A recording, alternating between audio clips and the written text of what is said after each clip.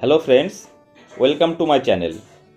আইপিএলের নিলামের জন্য নাম নথিভুক্ত করেছিল দেশ বিদেশের 1574 জন ক্রিকেটার।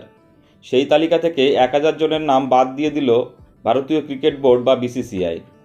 আগামী 24 এবং 25শে নভেম্বর জেড্ডায় নিলামে উঠবেন সব মিলিয়ে 574 জন ক্রিকেটার। আইপিএলের 10টি দল সব মিলিয়ে সর্বোচ্চ 204 জন ক্রিকেটারকে নেওয়ার সুযোগ পাবে। তাদের মধ্যে সর্বোচ্চ 70 জন বিদেশি ক্রিকেটার হতে পারে। 574 জনের মধ্য থেকে পছন্দের ক্রিকেটারদের বেছে নিতে হবে দলগুলিকে।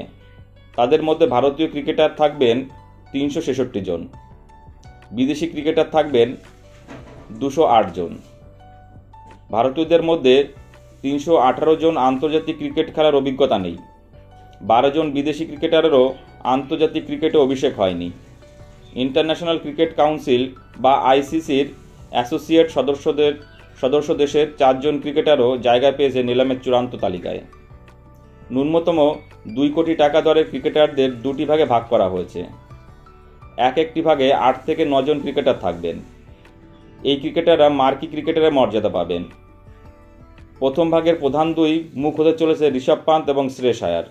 দ্বিতীয় ভাগের প্রধান 2 মুখ হচ্ছে লোকেশ রাহুল এবং মোহাম্মদ শামি।